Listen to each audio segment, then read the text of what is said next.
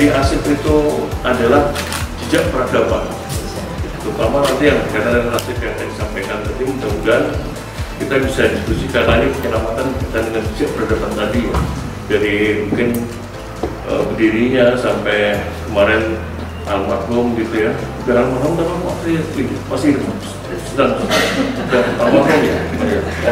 Sudah kurator ya kan udah almarhum berarti ya. Jadi mudah-mudahan bisa ditangani dengan baik oleh Pak Kepala Dinas Arsip dan nanti arahan dari Pak Kepala Arsipnas ini berkaitan dengan aspek-aspek kegiatan.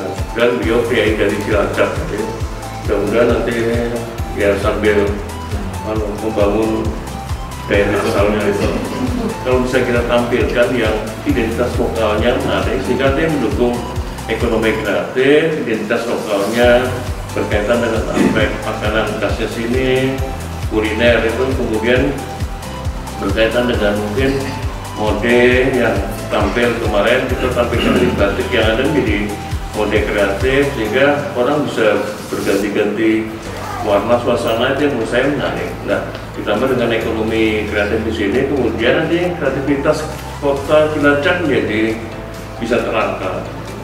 Kami datang itu berdasarkan amanat dari Undang-Undang Parija, bahwa untuk kementerian, lembaga, BUMN, BUMD yang dibubarkan, maka arsipnya harus diselamatkan, ya, oleh ya, pertama negara. Nah, dalam hal ini penanggung jawabnya adalah arsip nasional. Tentu saja dalam proses penyelamatan nanti nggak bisa kita sendiri.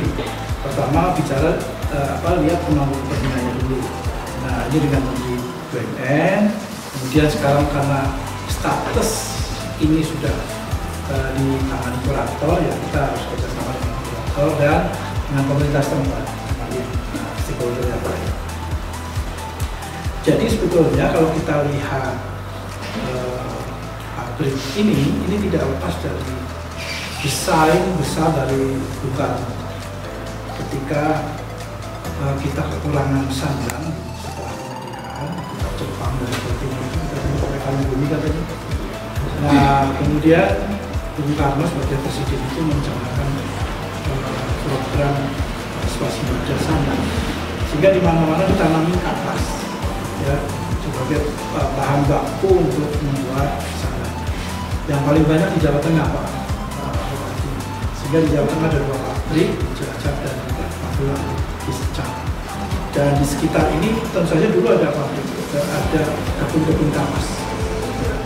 Nah, di arsip nasional tersimpan beberapa arsip, ya saya harus riset dulu nanti teman-teman itu ketika pencanangan termasuk Bung Karno itu ikut penanaman kapas. Jadi foto-foto Bung Karno kerja bakti menanam kapas bersama penduduk di Pasar Minggu. Ya, waktu itu Pasar Minggu untuk kebun kapas. Itu memang dilakukan. Dan akhirnya memang kita bisa memenuhi sana, terutama untuk aparatur. Jadi baju Bung Karno itu produk dalam negeri. Ya, style Bung Karno yang sekarang dipakai Pak Prabowo juga stylenya. Itu sebenarnya produk dalam negeri dengan kain-kain yang diciptakan oleh ya diantaranya pabrik ini. Nah, oleh karena itu berdasarkan undang-undang kami harus menyelamatkan dokumen-dokumen tersebut untuk kepentingan sejarah kalau dalam konteks arsipan.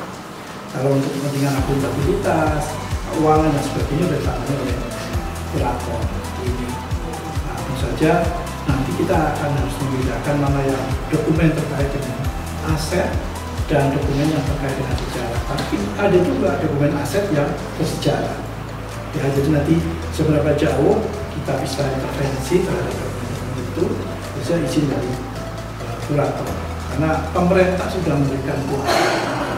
Kita nggak bisa masuk begitu saja, tidak bisa ya menjalankan. Mereka punya undang-undang juga, kita punya undang-undang juga.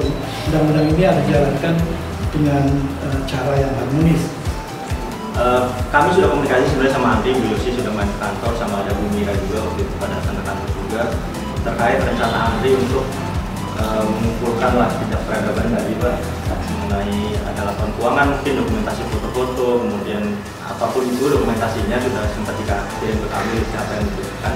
Dan itu sebenarnya kalau di kami itu kami nggak ada kepentingan Pak, sebenarnya kami nggak ada kepentingan kayak itu. Kalau memang itu kewenangan undang-undang dari wajib diserahkan negara, pasti kami serahkan. Karena sebenarnya pada akhirnya Pak, begitu pilotan berakhir, itu semua dokumen ataupun aset yang tidak terjual dan tidak ada nilainya itu memang harus dikembalikan ke negara Pak. Sebenarnya dikembalikan ke pemegang saham, tapi kebetulan karena yayasannya pemegang saham negara, kami wajib kembalikan. Jadi sebenarnya tanpa Andri datang ke kami pun pasti seluruh dokumen itu kami serahkan ke Kementerian BUMN.